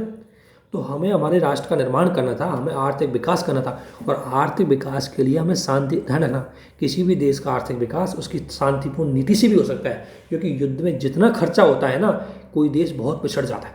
यदि आज की बात देखोगे तो आज के टाइम पर अमेरिका ऐसे बोलते हैं कि रशिया का एक दिन में 1 लाख करोड़ रुपये खर्च हो रहे हैं पर डे। तो देख लो कि रशिया का कितना बड़ा नुकसान। चलो यूक्रेन तो नष्ट हो ही रहा है, यूक्रेन तो डिस्ट्रॉय हो रहा है, कोई बुरी बात नहीं उसकी, तो उसको तो अपना भुगत रहा है, लेकिन इसमें रशिया को भी तो फायदा नहीं हो रहा, रशिया की इकोनॉमी बहुत डाउन होती चली जा रही है। तो भारत ने सोचा कि अभी हमारा राष्ट्र का निर्माण हुआ है, ठीक है ना, अभी हमारे यहाँ गरीबी है। देखो यही चीज़ चोरी बात, देखो नेहरू जी की गलती नहीं। कई बार लोग बोलते हैं, कई बार जो नहीं जानते, आधी बात जानते हैं, वो ये बोलते हैं कि नेहरू जी को अपनी सेना बढ़ा लेनी चाहिए थी ताकि चीन अटैक नहीं करता। लेकिन एक बात बताओ, आप पहले से ही गरीब हो, आपके यहाँ भुखमरी बच रही है, आपके यहाँ बेरोजगारी है, आपके यहाँ अशांति है, ऐसी स्थिति में आप युद्ध लड़ना चाहोगे? ऐसी स्थिति में आप सेना को बढ़ाना चाहोगे? ऐसी स्थिति में जहाँ लोगों को खाने के पाले पड़ रहे हैं और आप आर्मी पे खर्च करना चाहोगे तो बेवकूफ़ी होगी। इसलिए नेहरू जी ने शांतिपूर्ण नीति अपनाई, क्योंकि उसको राष्ट्र का निर्माण करना था। तो देखो घरेलू सिचुएशन ने किस तरीके से भारतीय विदेश नीति को प्रभावित किया, तो नए राष्ट्र निर्माण करना था। दूसरी बात, हम राष्ट्रीय आंदोलन से आए थे, गांधी जी का राष्ट्रीय आंदोलन हुआ था, और गांधी जी का आंदोलन किस पे था? अहिंसा पे। किस पे था? शांति पे। किस पे था? सहयोग पे। तो जो हमारे राष्ट्रीय आंदोलन की नींव थी और उन्हीं नींव को आगे बढ़ाया नेहरू जी ने, तो नेहरू जी निश्चित रूप से शांति की नीति तो अपनाएंगे। तो हर चीज़ का आपको कारण पता होना चाहिए कि नेहरू जी ने नीति अपनाई तो क्यों अपनाई। नहीं तो कुछ लोग आलोचना कर देते हैं नेहरू जी की। मैं देखो किसी का पक्ष नहीं ले रहा, नेहरू जी का किसी का, लेकिन एज ए सिविल सर्वेंट आपको ये चीज़ जरूर ध्यान रखनी चाहिए कि सच्चाई क्या थी, रियलिटी में क्या थी। क्योंकि यदि आप 1950 की स्थिति देखोगे तो आप समझ नहीं पाओगे, इतनी खराब स्थिति थी। दंगे हो रहे थे, पहली सिचुएशन, ठीक है, दंगे हो रहे थे बुरी तरह से, हिंसाएं चल रही थी, लोग मर काट रहे थे आपस में अपने पड़ोसियों को ही, ठीक है ना। नॉर्थ ईस्ट में अलगाववादी आंदोलन चल रहे थे, अलग से सेपरेशन की बात कर रहे थे। साउथ इंडिया में द्रविड़ आंदोलन चल रहा था, वो अलग से भाषा की मांग के आधार पर अलग से नए भारत की मांग कर दी। इधर पंजाब में खालिस्तान को लेकर के आंदोलन चल रहा था। इधर जम्मू कश्मीर में हरि सिंह अलग से बनाना चाह रहे थे और पाकिस्तान का कबीलाई आक्रमण हो गया था। और इधर देश गरीब था, देश के पास सेना नहीं थी, देश के पास हथियार नहीं थे, देश की इकोनॉमी बहुत ख़राब थी, देश गुलामी के तंत्र से बाहर निकला था। तो आप बताओ ऐसी सिचुएशन में कौन बेवकूफ़ होगा जो युद्ध की नीति अपनाएगा? कौन बेवकूफ़ होगा जो सेना को बढ़ाएगा? पहले गरीबी भुखमरी मिटाएगा। इसलिए नेहरू जी की नीति थी वो नैतिकतावादी और आदर्शवादी थी, क्योंकि देश का विकास और कल्याण करना था। इसके जस्ट विपरीत पाकिस्तान ने सेना की पावर को बढ़ाने वाली नीति अपनाई थी, इसलिए पाकिस्तान आज गरीब है, फकीर है, पाकिस्तान की इकोनॉमी बहुत खराब है और आज भी पाकिस्तान राजनीतिक अस्थिरता से जूझ रहा है। तो नेहरू जी की नीति थी वो बहुत ही अच्छी थी, अनुकूल थी उस समय की परिस्थिति के आधार। तो क्यों अपनाई वो आपको पता लग गया होगा। अब देखो क्या नीति थी नेहरू जी की। पहली नीति थी, पहली क्या थी कि हम स्वतंत्र एवं स्वायत्त विदेश नीति का फॉलो करेंगे। इसका मतलब है कि हम किसी भी गुट में शामिल नहीं होंगे, किसी भी गुट में शामिल नहीं होंगे। हम ना तो यूएसएसआर के पिछलग्गू बनेंगे यानी उसके फॉलोअर बनेंगे, और ना ही हम यूएसए के फॉलोअर बनेंगे, बल्कि हम इंडिपेंडेंट होकर के हमारी विदेश नीति का संचालन करेंगे। और हम ना तो इस गुट में शामिल होंगे ना ही इस गुट में शामिल होंगे, बल्कि दोनों के साथ हम बेहतर संबंध बनाएंगे और दोनों में हम कोशिश करेंगे कि शांति और सहयोग बढ़े। इसलिए भारत ने, ध्यान रखना, इसलिए भारत ने अपनी विदेश नीति शांतिपूर्ण की अपनाई। और भारतीय अर्थव्यवस्था का भी आपने स्ट्रक्चर देखा होगा, तो भारतीय अर्थव्यवस्था का स्ट्रक्चर अगर देखें तो मिक्स्ड इकोनॉमी थी। कैसी थी? मिक्स्ड। यानी कि हमारी इकोनॉमी में कैपिटल वाले विचार भी थे, तो हमारी इकोनॉमी में सोशलिज्म वाले विचार थे। सोशलिज्म का मतलब है ये यूएसएसआर से प्रभावित था और ये यूएसए से प्रभावित था। तो हमने दोनों की चीज़ों को अपनाया, हमने किसी को एक को नहीं अपनाया। तो हमने स्वतंत्र और सामरिक नीति इसलिए अपनाई क्योंकि हम अभी ही आज़ाद हुए थे। और यदि मान लें हम यूएसए के गुट में शामिल हो जाते तो हमारी गुलामी हो जाती, हम यूएसए के पिछलग्गू बन जाते। तो जिस स्वतंत्रता के लिए हम 200 साल से संघर्ष कर रहे थे, उस स्वतंत्रता को हम किसी गुट में शामिल होकर क्यों खोएंगे? इसलिए नेहरू जी ने स्वतंत्र और स्वायत्त विदेश नीति अपनाई थी। और ध्यान रखना, ये विदेश नीति आज भी भारत की स्वतंत्र और स्वायत्त है। अगर आप देखें तो यूक्रेन मुद्दे पे हमारा अच्छा दोस्त है यूएसए, फिर भी हमने उसका समर्थन नहीं किया। और हमारा अच्छा दोस्त है रशिया, फिर भी उसका हमने समर्थन नहीं किया। हम दोनों के साथ बेहतर संबंध बना के चल रहे हैं और इक्वल और एक तरह से न्यूट्रल होकर पॉलिसी अपना रहे हैं, ताकि दोनों ही हमारे दोस्त बने रहें। यदि आपका दो दोस्त है, मान लें मेरा कोई दोस्त है, मेरे दो दोस्त हैं और उन दोनों दोस्तों में खूब लड़ाइयाँ होती हैं, लेकिन मैं ये थोड़ी करूँगा कि मैं उन दोनों में से किसी एक का पक्ष ले लूँ। अरे मुझे तो उन दोनों से ही दोस्ती रखनी है। तो ठीक इसी प्रकार इंडिया को यूएसएसआर से भी दोस्ती रखनी थी और यूएसए से भी दोस्ती रखनी थी। ऐसी स्थिति में अपनी कौन सी नीति अपनाई? स्वतंत्र एवं स्वायत्त विदेश नीति। ठीक है। इसी प्रकार हमारा नेहरू जी की विदेश नीति का फोकस था आर्थिक विकास। क्यों? क्योंकि देश में गरीबी थी, देश में बेरोजगारी थी, देश की पर कैपिटल इनकम बहुत ही कम थी, देश में औद्योगिकरण पिछड़ा हुआ था। इसलिए भारतीय विदेश नीति में नेहरू जी ने आर्थिक विकास को सर्वोच्चता दी, ना कि सैन्य विकास को। तो आर्थिक विकास को जो सर्वोच्चता दी, क्यों? हमने सैन्य विकास के स्थान पर आर्थिक विकास को सर्वोच्चता दी। इसलिए हमने यूएसए से भी आर्थिक सहायता प्राप्त करनी थी और यूएसएसआर से भी आर्थिक और सैन्य सहायता प्राप्त करनी थी। इसलिए भारत के द्वारा हमने कौन सी नीति अपनाई? दोनों के साथ स्वतंत्र एवं स्वायत्त नीति अपनाई। हम किसी भी गुट में शामिल नहीं हुए और हम सेना पे भी खर्च नहीं किया, क्योंकि हमें आर्थिक विकास करना था। ठीक है। तो हमारी नीति आर्थिक विकास पे केंद्रित थी। तीसरी बात, अफ्रीकी एशिया एकता। देखो, अफ्रीका और एशिया के जो देश है वो उनके कॉमन इंटरेस्ट है। मैंने बोला तो अफ्रीका और भारत में दोनों के समान इंटरेस्ट है, क्योंकि देखो दोनों के कॉमन इंटरेस्ट, मैंने बोला कि जो सहयोग होगा वो जब होगा जब दोनों में समान सहयोग, मतलब समान हित होंगे दोनों के। तो चूंकि अफ्रीका के देश और एशिया के देशों की स्थिति एक जैसी थी, क्या थी कि दोनों ही साम्राज्यवाद से प्रभावित थे। यानी यूरोपीय शक्ति द्वारा उनको गुलाम बनाया हुआ था, तो उससे वो प्रभावित थे। वो उपनिवेशवाद का विरोध करते थे कि उपनिवेशवाद न हो, क्योंकि दूसरे उस टाइम तक अगर देखें आप तो 1950-60 तक भी अफ्रीका के कई देश गुलाम थे, तो उसका विरोध कर रहे थे। रेसिज्म का विरोध कर रहे थे, नस्लवाद का। और दूसरी बात, ये सारे देश में आपको पता है गुलामी की स्थिति में थे, तो गरीब थे, पावर्टी बहुत ज़्यादा थी, पर कैपिटल इनकम इनमें बहुत ज़्यादा थी, इनमें डेमोक्रेसी नहीं आया था उस टाइम तक।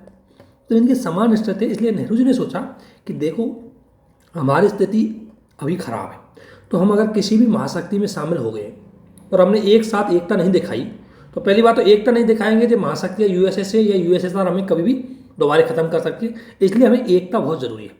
तो इसीलिए अफ्रीकी एकता पर नेहरू जी ने समर्थन किया और नेहरू जी के नेतृत्व में काफ़ी आगे भी बढ़ा। और इसके लिए 1947 में नई दिल्ली में एशियाई सम्मेलन हुआ। और ध्यान रखना, इसी अफ्रीकी की वजह से भारत ने चीन के साथ अपने संबंधों को मजबूत किया। और ध्यान रखना, नेहरू जी के टाइम तक मैं बात हो रहा है 1962 तक भारत को चीन से खतरा नहीं था। इसलिए क्योंकि भारत को पड़ोसी से कोई खतरा नहीं था, इसलिए भारत ने अपनी सैन्य क्षमता को नहीं बढ़ाया। ध्यान रखना, ठीक है। उसके बाद चीन के साथ अपने मैत्रीपूर्ण संबंधों की नीति अपनाई, क्योंकि देखो यदि हमें एशियाई अफ्रीका की बात करना है ना, तो हमें और पाक का भारत विरोधी रवैया, ठीक है, क्यों अपनाई? क्योंकि एशियाई अफ्रीका की एकता की बात कर रहे थे, तो कि अगर एशिया अफ्रीका की बात कर रहे हैं एकता की, तो हमें चीन तो चाहिए साथ में। दूसरी बात, पाकिस्तान भारत विरोधी रवैया अपना रहा था और भारत क्योंकि चीन का पड़ोसी भी था, तो भारत चीन का पड़ोसी है, तो भारत अपनी अगर बॉर्डर पे शांति चाहता है तो भी चीन के साथ उसको संबंध मजबूत करने होंगे, ठीक है ना। फिर भारत का पड़ोसी पड़ गया। ऐसी स्थिति में भारत चाहता था कि चीन के साथ अपने संबंध कैसे हो, शांतिपूर्ण रहे, और इसलिए नेहरू जी के नेतृत्व में 1954 में पंचशील का समझौता हुआ। ध्यान रखना, नेहरू जी ने ऐसे ही चीन पर विश्वास नहीं किया। नेहरू जी का जो लक्ष्य था, सपना था, वो बहुत दीर्घकालीन था। नेहरू जी चाहते थे कि अगर चीन हमारे साथ में होगा तो एशियाई अफ्रीका में एकता होगी। पहली बात एशियाई एकता होगी। दूसरी बात, ये पश्चिमी दुनिया का सहारा लेकर के हमारे विरोध में गतिविधि करता है, हम उसको भी क्या कर पाएंगे, संतुलन कर पाएंगे। और तीसरी बात, चूँकि चीन हमारा पड़ोसी भी है और पड़ोसी के साथ अगर संबंध खराब करोगे तो हमेशा अस्थिरता रहेगी, अनस्टेबिलिटी रहेगी, सीमा तो अनस्टेबिलिटी रहेगी, पीस नहीं रहेगी। ऐसी स्थिति में हमने नेहरू जी ने इसलिए चीन के साथ अपने संबंधों को मजबूत करने की नीति अपनाई। इसके अलावा गुटनिरपेक्षता नीति, और गुटनिरपेक्षता नीति मैंने बताई थी कि गुटनिरपेक्षता की बात यह थी कि नेम जो गुटनिरपेक्ष आंदोलन है इसका उद्देश्य था कि हम किसी भी गुट में शामिल नहीं होंगे।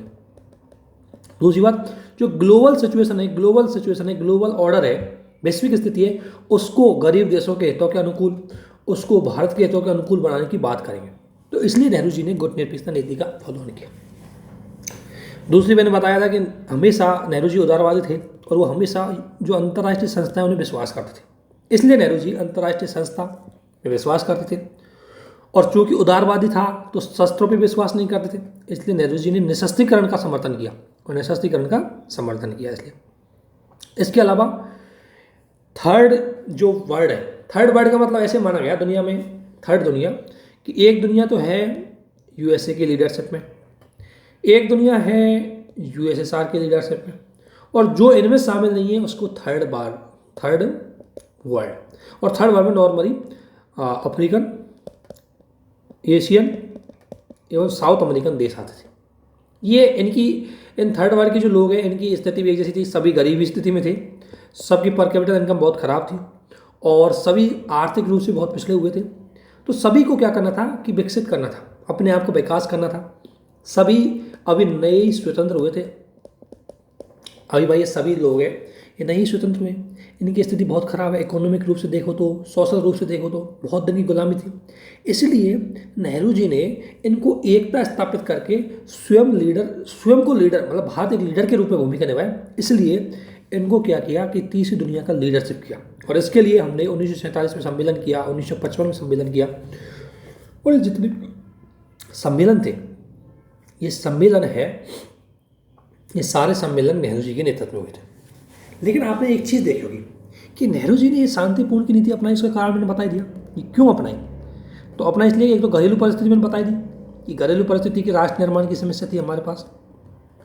अगर क्षेत्रीय परिस्थिति अगर हम देखें तो चीन के साथ हमारे इस टाइम संबंध बढ़िया थे, हमें कोई सुरक्षा का खतरा नहीं था क्योंकि चीन ज़्यादा सैन्य शक्ति वाला था नहीं, ना ही चीन ने कोई परमाणु परीक्षण किया। और ग्लोबल लेवल पर अगर देखें तो कोल्ड वार चल रहा था। इन स्थितियों, जब भी आपको नेहरू जी के विदेश नीति को लेकर अगर क्वेश्चन घोषित करना है तो आप ध्यान रखना उस टाइम की घरेलू, उस टाइम की रीजनल और उस टाइम की ग्लोबल सिचुएशन को बताए बिना उत्तर मत लिखना। आप कई बार क्या होता है, क्वेश्चन पूछता है कि नेहरू जी की विदेश नीति को बताइए, लेकिन वो क्वेश्चन इतना पूछा है, लेकिन आपको बैकग्राउंड क्रिएट करना पड़ता है कि उस दौरान ये सिचुएशन थी इसलिए नेहरू जी ने नीति अपनाई। इसी को बोलते हैं विश्लेषण, एनालिसिस। और यदि IR के क्वेश्चनों में आपने एनालिसिस नहीं किया तो आपका क्वेश्चन एकदम अधूरा लगता है। चाहे कितना ही फैक्चुअल क्वेश्चन पूछा हो, आपका क्वेश्चन हमेशा ही अधूरा लगेगा।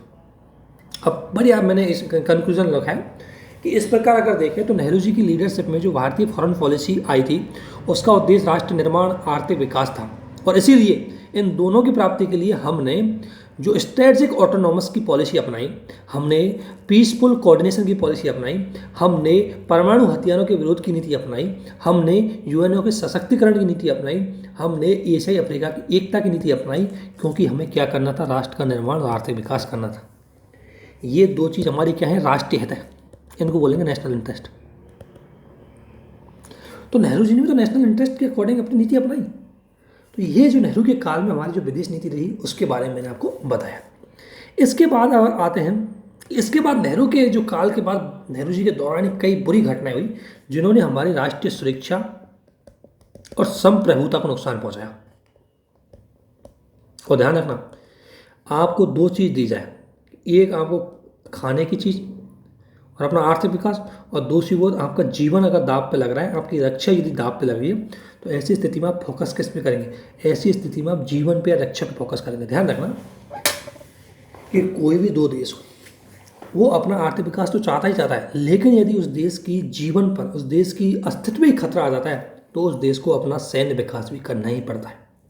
चाहे यूक्रेन हो, यूक्रेन को पता है कि मेरी इकोनॉमी डाउन हो चुकी है, मेरे पास मेरी यहाँ बिल्डिंगें टूट रही है, मेरा इंफ्रा नष्ट हो रहा है, लेकिन फिर भी युद्ध में लड़ा हुआ है, क्योंकि उसको पता है कि यदि मैं बीच में से भाग गया, अगर मैंने युद्ध छोड़ दिया, तो मैं अपनी संप्रभुता को खो जाऊंगा, मैं अपनी सॉवरेनिटी को खो दूंगा।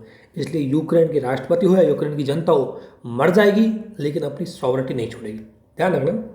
इसलिए मैंने आपको एक चीज़ नहीं बताई, राष्ट्रीय हित भी दो प्रकार के होते हैं, नेशनल इंटरेस्ट।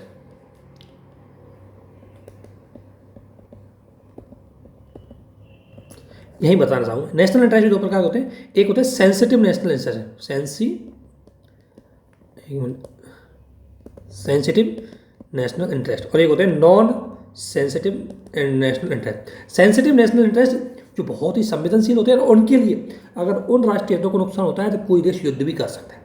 ध्यान रखना, सेंसिटिव नेशनल इंटरेस्ट वो इंटरेस्ट होते हैं किसी देश के, वो राष्ट्रीय हित होते हैं किसी देश के, अगर उनका उल्लंघन होता है या उनके ऊपर कोई डेंजर है, खतरा आता है, तो ऐसी स्थिति में वो देश युद्ध भी कर सकते हैं। जैसे इसमें आएगा तो संप्रभुता, संप्रभुता की रक्षा करना हर देश का क्या है, नेशनल सेंसिटिव नेशनल इंटरेस्ट है। इसी प्रकार राष्ट्रीय एकता, इसी प्रकार राष्ट्रीय अखंडता, सॉवरेनिटी, नेशनल सिक्योरिटी, ये किसी भी देश के राष्ट्रीय हित है, और इनमें अगर खतरा उत्पन्न होगा, ठीक है ना, इनमें अगर खतरा उत्पन्न होगा तो वो देश युद्ध भी कर सकता है। तो देख क्या हुआ था। और दूसरा है नॉन सेंसिटिव, जो जिसमें आर्थिक विकास हुआ, जिसमें गरीबी हुई, जिसमें अपने ये मतलब इकोनॉमिक फैक्टर हुआ, कल्चरल फैक्टर हुआ, तो ये जो विकास है, ये इनसे जुड़े हुए जो हित होते हैं वो नॉन सेंसिटिव होते हैं। तो देखो 1960 तक भारत के इन हितों पर कोई खतरा नहीं था, नेशनल इंटरेस्ट पे कोई खतरा नहीं था, इसलिए भारत इन पे ज़्यादा फोकस कर रहा था। लेकिन 1962 के बाद भारत के जो सेंसिटिव इंटरेस्ट है, ये जो सेंसिटिव दिख रहे हैं आपको, सेंसिटिव नेशनल इंटरेस्ट है, इनको नुकसान पहुंचा, और इसके बाद भारत ने चीज़ सोच ली कि इनको नुकसान होने से रोकना, इसलिए भारत ने अपनी सैन्य क्षमता को बढ़ाना चालू कर दिया। पर जो भारतीय नीति अभी आदर्शवाद पर आधारित थी, वो यथार्थवाद की ओर बदल जाएगी, और इसे ही बोलते हैं हम भारतीय विदेश नीति का गुणात्मक परिवर्तन। तो देखो सिचुएशन आई तब परिवर्तन हुई, और सिचुएशन क्या आई कि 1962 में चीन ने पे हमने इतना ज़्यादा विश्वास किया, चीन को लेकर के हम आगे बढ़ना चाह रहे थे, उसने हमारी संप्रभुता को चुनौती दे दी, और क्या कर लिया, युद्ध कर लिया। और लोग बोलते हैं कि चीन के द्वारा जो युद्ध किया गया है, कहीं ना कहीं नेहरू जी की फॉरेन पॉलिसी का अनसक्सेस है। हालांकि पूरी तरह सही नहीं है, क्योंकि नेहरू जी इस बात को भली बात ही जान रहे थे कि चीन अटैक तो कर सकता है, लेकिन चूंकि उसको थोड़ा बहुत कहीं ना कहीं विश्वास भी था कि रुक जाएगा, नहीं कर पाएगा, क्योंकि उसके साथ संबंध मजबूत कर रहे हैं। लेकिन चीन अपनी, कहते हैं कि सांप को चाहे कितना भी दूध पिला दो, सांप डसना ही नहीं छोड़ता। तो ठीक उसी प्रकार से चीन की नीति थी, क्योंकि उसके खून में एम्पेरियलिज्म भरा हुआ था। एम्पेरियलिज्म मतलब साम्राज्यवाद भरा हुआ था, ठीक है।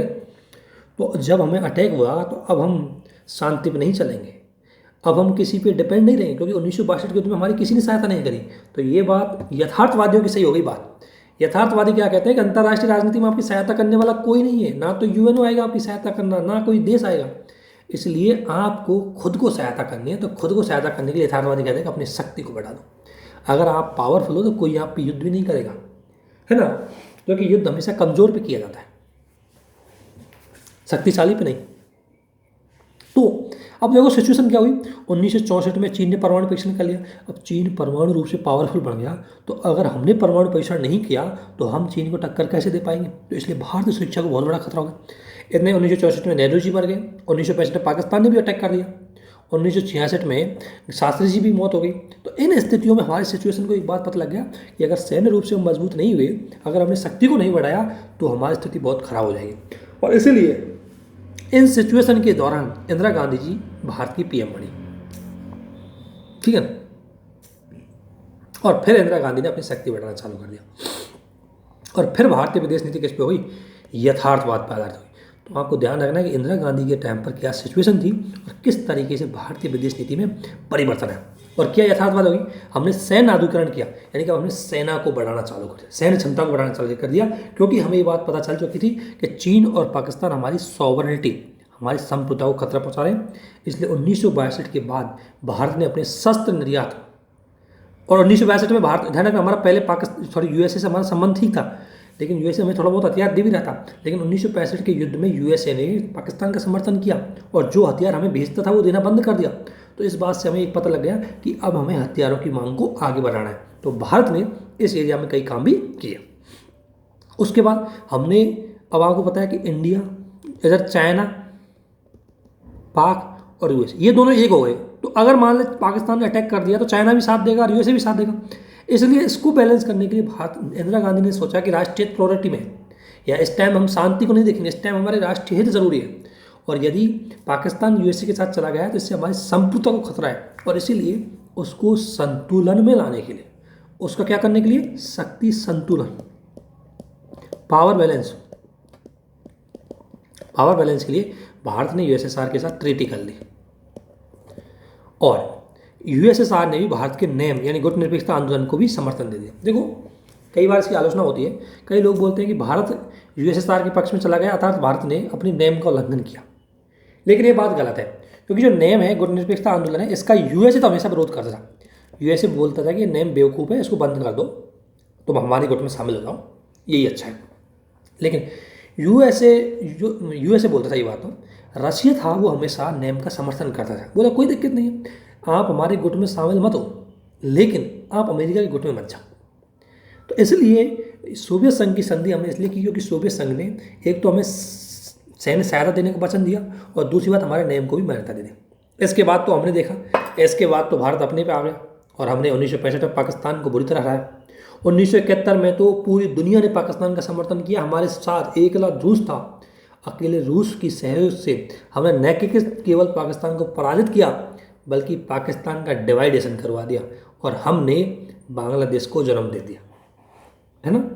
इसके अलावा 1974 में हमने परमाणु परीक्षण कर लिए, क्योंकि अगर चीन ने परमाणु परीक्षण किया तो हमें भी परमाणु परीक्षण करना ही पड़ेगा।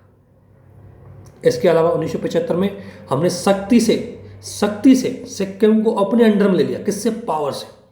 तो पावर मीन्स यथार्थवाद, सैन्य मीन्स यथार्थवाद, परमाणु परीक्षण मीन्स यथार्थवाद। तो ये जो इंदिरा गांधी की पॉलिसी है पूरी यथार्थवाद पे आ गई।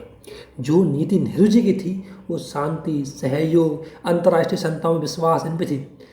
इंदिरा गांधी ने इसको कन्वर्ट करके बोला कोई यूएनओ काम नहीं आएगा, हम अपनी दम पे अपना वर्चस्व बनाएंगे। तो इस तरीके से हमारी नीति ये बनी, ठीक है। तो ये जो नीति अगर आपने अभी तक देखी है, ये नीति हमारे 1991 तक की थी, 1990 इंदिरा गांधी तक की। 1991 के बाद हम और देखेंगे किस तरीके से भारतीय नीति बदली, ठीक है ना। तो मुझे लगता है इसमें एक वीडियो और लग जाएगा, इसमें तो काफ़ी बढ़िया है यार ये तो। और फिर ध्यान रखना, पाकिस्तान पढ़ने से पहले इसको कल ख़त्म कर देंगे, जैसे ही कल ये ख़त्म होगा, ठीक है ना, उसके बाद हम वीडियो बनाएंगे, मतलब उसके बाद क्वेश्चन बनाएंगे। तो मतलब ऐसा मत करना कि सर बहुत डिले कर रहे हैं, वो कर रहे हैं, मैं रेगुलर आपको वीडियो बनाऊंगा। लेकिन एक चीज़ ध्यान रखना कि अच्छे से थोड़ा सा, मेरा टारगेट है कि एक बार आपने यहाँ IR पढ़ ली तो फिर IR आपको कहीं पढ़ने की ज़रूरत ना पड़े, इसलिए कोशिश है। मैंने अपने नोट्स शेयर किए, ध्यान रखना आपको, ठीक है ना। और ये अपने तक ही रखें क्योंकि बहुत मेहनत लगती है नोट्स बनाने में। और मैंने GS2 के हिसाब से नोट्स शेयर किए, IR के हिसाब से नहीं किए। हालांकि चूँकि ये थोड़ा बैच क्रैश कोर्स टाइप में नहीं, अगर डिटेल सिलेबस होता है बहुत अच्छे से और एक एक टॉपिक को और अच्छे से करते हैं, लेकिन फिर भी मैं कोशिश कर रहा हूँ कि पूरी चीज़ अच्छे से डिस्कशन हो रही है, ठीक है ना। तो कल से हम 1991 के बाद ग्लोबल चेंजों के बाद हमारी नीति कैसे बदलती है, क्या क्या चीज़ें जुड़ती हैं, मैं फिर बता रहा हूँ। हम कौन होते हैं विदेश नीति निर्धारित करने वाले? विदेश नीति ग्लोबल, डोमेस्टिक और नेशनल और रीजनल जो सिचुएशन होती है उनके अकॉर्डिंग डिसाइड होती है, क्योंकि इन सिचुएशन के आधार पर जो नीति हमारे राष्ट्रीय हितों को प्राप्त करने में सहायक होगी उसी को हम अपनाएंगे। तो ऐसा ही चाइना, ऐसा ही हमारे साथ हुआ। नेहरू जी के टाइम पर नेहरू जी ने अपनी नीति सही अपनाई, इंदिरा गांधी ने अपनी नीति अपनाई। 1991 की सिचुएशन और बदलती है तो उसमें अलग नीति अपनाते हैं। आज की सिचुएशन और है तो हम आज अलग नीति अपनाएंगे। हमेशा एक नीति को हमेशा लेके तो नहीं चलेंगे। हाँ, हर देश की विदेश नीति में कुछ ऐसे फैक्टर होते हैं जो कंटिन्यू बने रहेंगे और कुछ ऐसे फैक्टर होंगे जो बदलेंगे। इनको लेकर के भी UPSC ने क्वेश्चन पूछा है, PCS ने भी क्वेश्चन पूछा है कि विदेश नीति के, क्या भारतीय विदेश नीति में निरंतरता है या नहीं, निरंतर कंटिन्यूटी। तो जो 1991 में नेहरू जी के नेतृत्व में विदेश नीति अपनाई थी वो आज भी है या नहीं है, उसके बारे में एक क्वेश्चन पूछ लिया जाता है, उसको भी देखेंगे। आपको कुछ नहीं करना, जो भी मैंने अभी तक बताया है उसको बस समझना है, उसको अप्लाई करना है, और अगर समझ में नहीं आया पूछ लेना है। क्योंकि देखो IR की चीज़ है, मुझे तो लगता है मैं हो सकता है बहुत ऊंचे लेवल में बता रहा हूँ, थोड़ा सा या हो सकता है हाई लेवल बनो, लेकिन ऐसा कुछ नहीं है, बिल्कुल बेसिक सी चीज़ है। मतलब आईआर का संबंध अपने और अपने पड़ोसी जैसे संबंध है, ठीक है ना। आज तक किसी के पड़ोसी के साथ किसी की नहीं बनी, ठीक है ना। तो उसी प्रकार भारत के किसी भी पड़ोसी के साथ भारत की कैसे बन सकती है ना। तो ज़्यादातर भारत के भी पड़ोसी संबंध हमेशा अच्छे नहीं, किसी भी देश के साथ पड़ोसी के संबंध अच्छे नहीं रहेंगे। अगर संबंध अच्छे रहेंगे बराबर, पड़ोसी के साथ कभी संबंध अच्छे नहीं रहेंगे बराबर के साथ।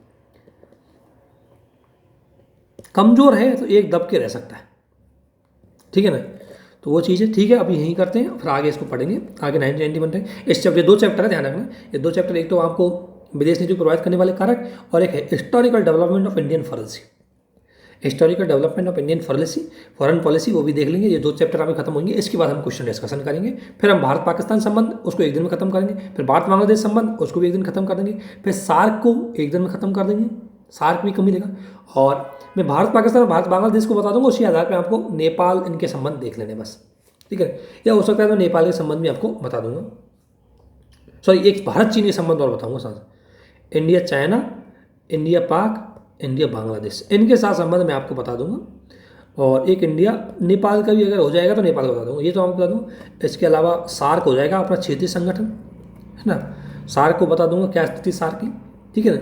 आसियान तो शायद हमारे है नहीं इसमें सिलेबस में, मतलब, लेकिन आसियान नहीं है हमारे सिलेबस में उतना। इसके अलावा थोड़ा सा यूएनओ को डिस्कशन करेंगे हम, ठीक है ना। तो यूएनओ देखेंगे। और डायस्पोरा मैंने बताइए, डायस्पोरा किस तरीके से हमारी नीति में प्रोवाइड करता है, तो उसके 2 उदाहरण मैंने आपको बता दिए। 2-3 उदाहरण आप और देख लेना, उससे आपका क्वेश्चन खत्म हो जाएगा। तो इसको यहीं समाप्त करते हैं, आगे बढ़ते हैं फिर। आप सभी को बहुत बहुत धन्यवाद, थैंक यू।